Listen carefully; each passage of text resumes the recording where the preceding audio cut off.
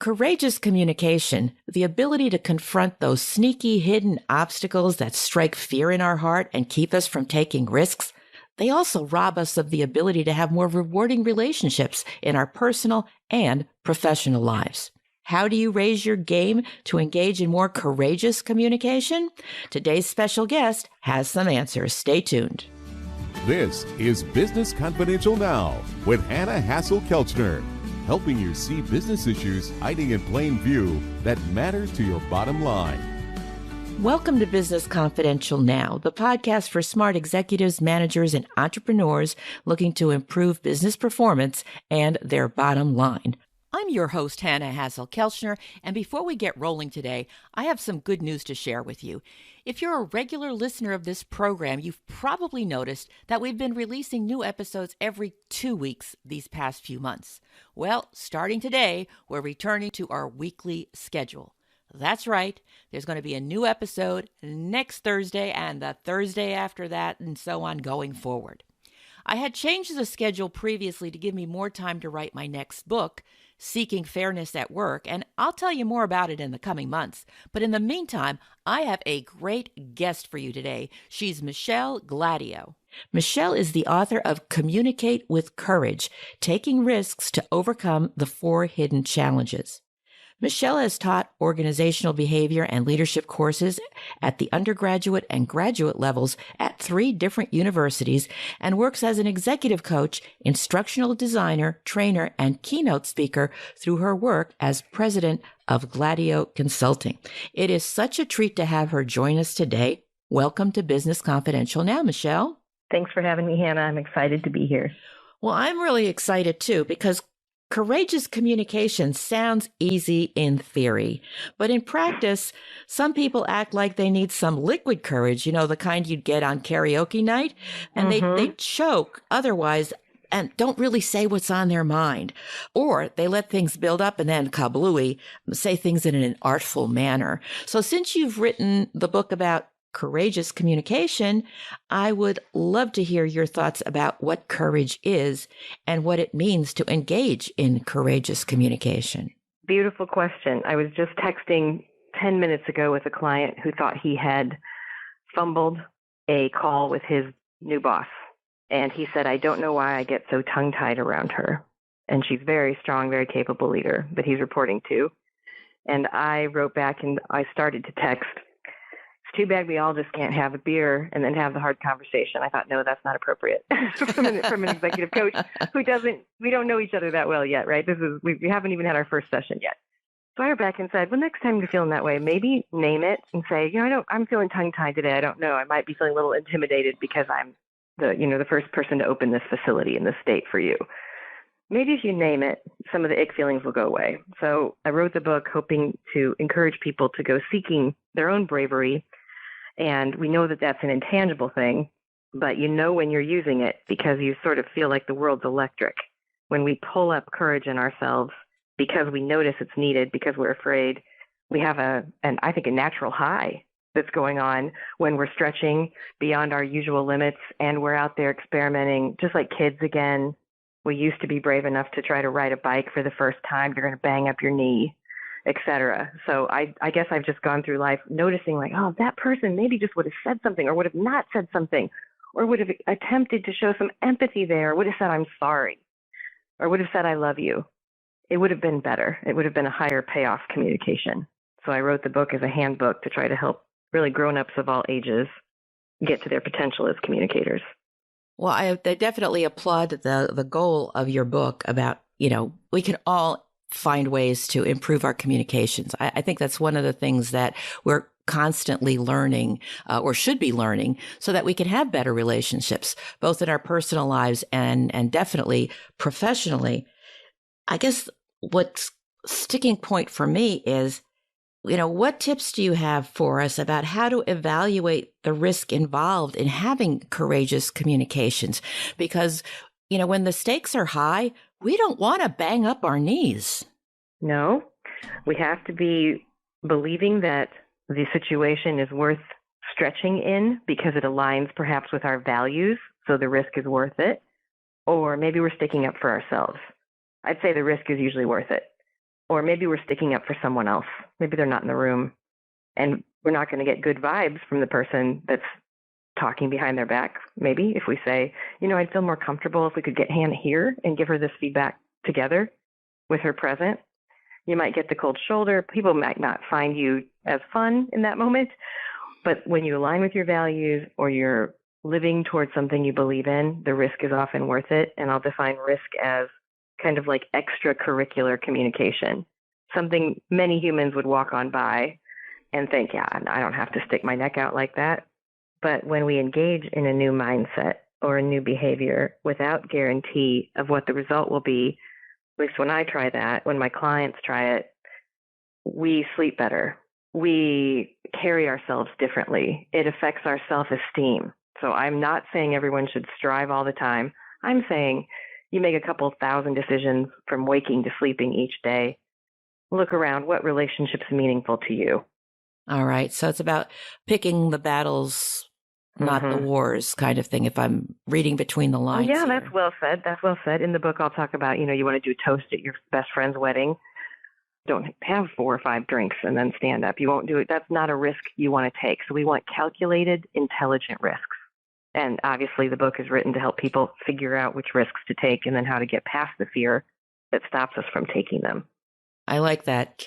Intelligent, calculated risks.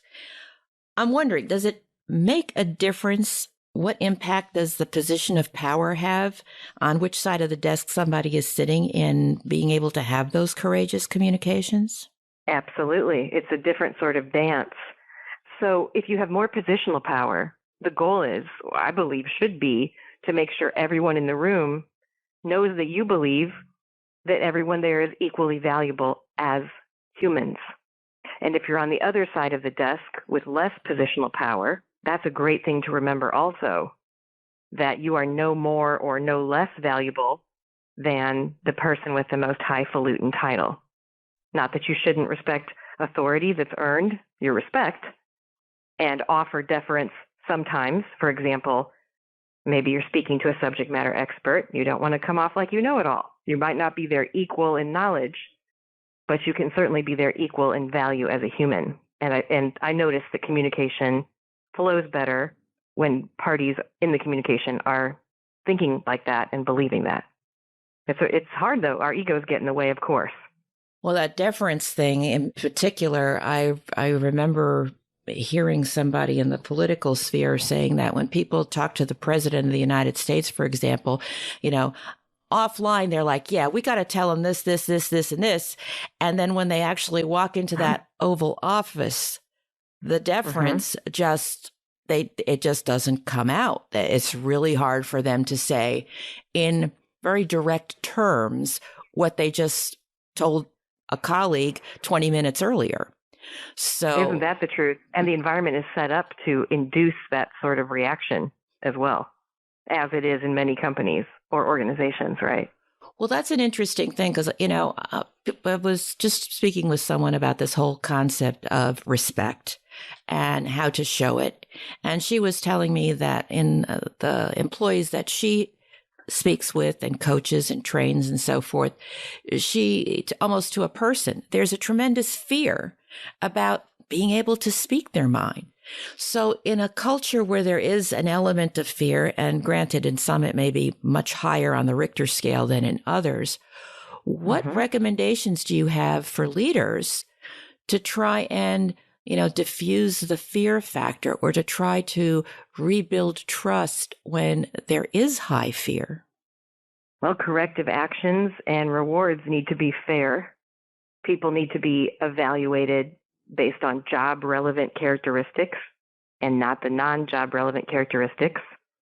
One concept I find interesting and love to teach is in-group and out-group. And I would define, as do other people interested in my field, in-group as people you have eye contact with regularly, and you can ask them open-ended questions like, what do you think about this? Or how was your weekend? And you offer them praise and constructive criticism pretty easily, and there's a trust there, and you share information with them. And I'll actually have clients list your in-group for me. It's confidential. Bring it to the next coaching meeting. Also, list your out-group. And your out-group in your organization or I suppose you could say family as well, are those that you are maybe less geographically or emotionally close to. There's not a lot of eye contact, trust, information sharing, giving and receiving criticism and praise.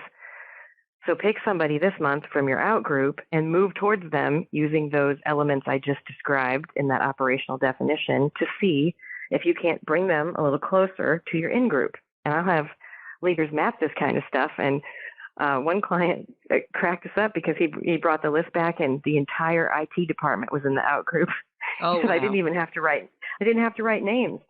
And just that department. And I find that with, manufacturing supervisors, warehouse supervisors, or plant managers or general managers, et cetera. Third shift, don't know them very well. Second shift, same deal. First shift, good relationships, so some of it can be geographic or where you place your time or your effort. And sometimes it's because we just don't like somebody or we haven't gotten along well or there's been some competition. And we can move towards those out-group folks also. We might never want to go out to dinner with them or have them to our homes, but I think we should all be working towards expanding our in-group. You might get rejected. Aha, another fear to overcome. Yeah, absolutely, because it's not just the employees that have the fear. The leaders can have the fear, too, of being rejected, the one that you've just mentioned, or perhaps somebody that they have put in an out-group is a person they think covets their job, or they feel is smarter than them, so they've got a little imposter syndrome going. Well, what advice do you have for them in terms of courageous communication? I think we start the book with it. The Communicate with Courage book starts with choose a mindset, among a couple other good basic things to master before you try to become masterful as a communicator. So we can choose to believe that the world's out to get us or that person has unethical aims. And there's a lot of advice in the book also about what to do about folks that you think are manipulative or unethical. And to sum that up, limit your time around them as much as possible. But we do find some wins that we wouldn't normally be able to achieve when we assume the best about others, but we tread carefully with them in our communication. Sometimes I'll point out to someone like, look, I don't want to assume that you're trying to ... here, right? I don't want to assume that you're trying to take credit from my team when they deserve the credit. So I'm sure this is a mix-up in communication. Can you help me understand? So I teach folks to use preambles and to use some open-ended questioning. And still, it's tough to pull off because you can't fake it. You have to really be trying to assume the best. Otherwise, it comes out in our tone. And we communicate more by tone than anything else, regardless of words or body language. Folks are really listening to tone. You know how that is. Like, oh, I had an interview with Michelle Gladieux, the author of Communicate with Courage tonight. Or, oh, I had an interview. Right away, as soon as you hang up from this interview, a family member, same words, a family member could read tons of valid information in just your tone. So I'm watching mine. I'll say this, I think I wrote this book because, gosh, I made so many mistakes as a communicator. I've loved it for so long. I've loved it for my whole life, but how do I struggle with my weaknesses? And I thought the world could use a guidebook that maybe save them some time, because it's taken me some time to learn some of these lessons and watch others learn these lessons, and they are repeated. And it is because just out of our peripheral vision, very often, we can't quite see what's got a hold of our mind, and it's controlling us rather than we're controlling it. And that might always be so. I mean, this is part of the human condition, but I don't see anything more rewarding than working on communication until we're really old, if we get to live to be really old. I couldn't agree more. And I loved your example about the tone and O, because the word O could be a complete sentence. It really can. It's two little letters. It says so much. Yeah. And so, it's easy to see how when you have more words that mean different things to different people, it's so easy for misunderstandings to occur. Now, we've talked about courageous communication in terms of speakers and being able to get their message out properly. And I really commend you for your book and giving us the opportunity to learn for what you've graciously called your mistakes. Because frankly, that's what this entire podcast is about. So people can learn from others' successes as well as, gee, I wish I had done it that way, so that they can move their business forward. And definitely communication is a big part of that. But as I said, there are speakers, but there are also listeners. What can listeners do to improve their courageous communication skill set? Oh, dare I open my mouth here? I don't know. Okay, well, I can tell you a tip is benchmark other good listeners, because that's the only way I can teach this. Very rarely have I heard you're a good listener. It's a rare compliment to get. And sometimes if I'm speaking to an auditorium, it could be 1,000 people, I'll say, hey, real quick, raise your hand if you can think of a time you've been told you're a good listener. And it's usually 20% or less of any audience size that can say, yes, I've received that compliment. So clearly this is high level stuff. But what I'm working on is, of course, you hear these classic ideas like, don't prepare what you're going to say while the other person is speaking. You can't really multitask well. And don't interrupt. It shows a lack of respect. So I'm slowing my rate of speaking down now, because maybe if I say it slowly, I'll finally learn it, Hannah, but I'm working on it. These days, I try to let others speak first.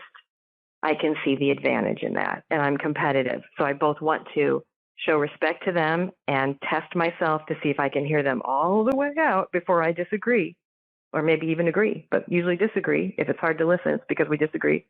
Hear them all the way out. And the good thing when we do that is that person then has emptied their cup and they're more ready to receive what you might say, if you can hold your horses long enough. So that continues to be a perennial goal of mine. Bravo. I think it is hard for people because they're so pressed for time. And I think some of it is geographic too. You know, around the New York metropolitan area where I grew up, if somebody's talking fast and interrupting, you know, it's actually a sign of interest and enthusiasm. But you take that same kind of a speech pattern into different geographic areas, even in the United States, and it comes off as rude and condescending and arrogant, like let me finish, please, that kind of thing. You have eliminated something for me. Whenever I go to New York City, yeah, I feel relaxed. I feel like we have just embarked on spa weekend in Phoenix, Arizona or something. And I know it's weird, but because everybody's moving and speaking as fast as I would like to, I feel like maybe I have found some of my people. Not so much maybe here in Northeast Indiana. This is a great Midwest town, great Midwest work ethic, wonderful hearts, wonderful people. We're learning a lot together about how to revitalize downtowns and how to be more inclusive, but they don't appreciate that New York metro area pace.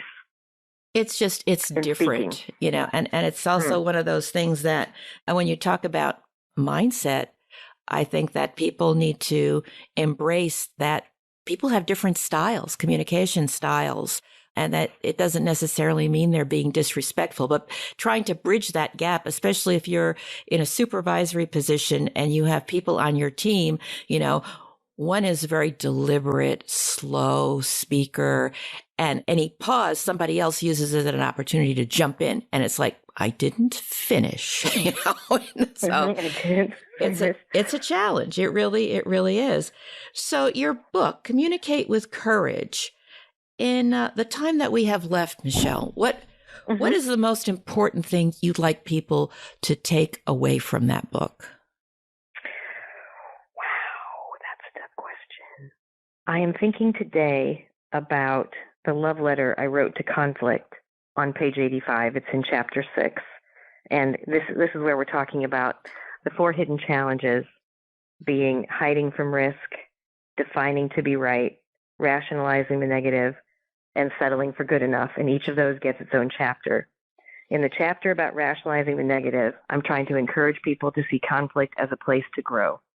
It might bring up ick feelings. Oh my gosh, I've been there.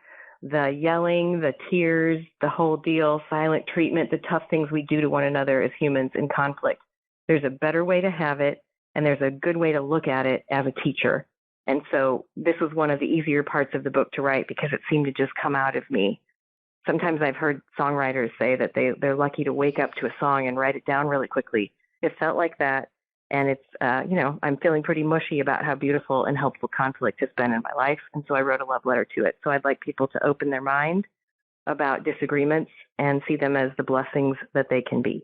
Wonderful. Wonderful. Yeah, conflict is one of those things that people tend to avoid, but you just can't keep sweeping stuff under the rug. It only gets bigger and bigger, and especially for people in a leadership position. Managing problems, which is the source of a lot of conflict, is part of their job. So without a degree of conflict, who needs them? That's right. That's why they're making that big money, quote unquote. And sometimes that's true. I will say, though, yes, avoiding too much, you can become a doormat, but competing too much, it can be dangerous as well, because people tend to start seeing you as someone who cares more about the task or their goals than others' actual feelings. So when we teach conflict management, we look at all 5 styles available to humans, and we emphasize that you almost can't overuse collaborate, and you almost can't overuse compromise, but you can sure be overly competitive, you can be overly accommodating, and you can be overly avoidant. So it would be nice if we kind of could have a scoop of each of those in the recipe, and then be like, I see us as lizards, like you watch the lizard that's green on a green tree, and then it jumps to a brown tree and it becomes brown. That's what we need as negotiators. And when conflict happens, we need to think, oh, I have like 5 options here. Which of these options, which of these cards in my poker hand am I going to play? And it's really hard when your emotions hijack the situation, because you go right back to what you did as a kid that helped you cope, or what you saw as a kid that could have been an example you don't even want to replicate. Absolutely. The book goes into a little bit about those formative patterns and how we can start to see them and then try something different. Just try something different, baby steps. Emotional hijacking, though, is hard to handle at times, because people in the heat of the moment, they do get triggered. But I do like what you're saying, and it ties back to the beginning of our conversation about, looking at all of these things in order to evaluate the risk that's involved. Well said. So, Michelle, this has really been great. Thank you so much for joining me today. I appreciate your time and your insights, especially about how to overcome the challenges to communicate more courageously, because I think we definitely can use more courageous communication, and there's always room for improvement for everyone. So if you're listening and you'd like to know more about Michelle Gladieux, her work, her book, Communicate with Courage, that information, as well as a transcript of this interview, can be found in the show notes at businessconfidentialradio.com. Thank you so much for listening. Be sure to tell your friends about the show and about Michelle's great work. Leave a positive review, and we'll be back next week with another episode of Business Confidential Now. Until then, have a great day and an even better tomorrow.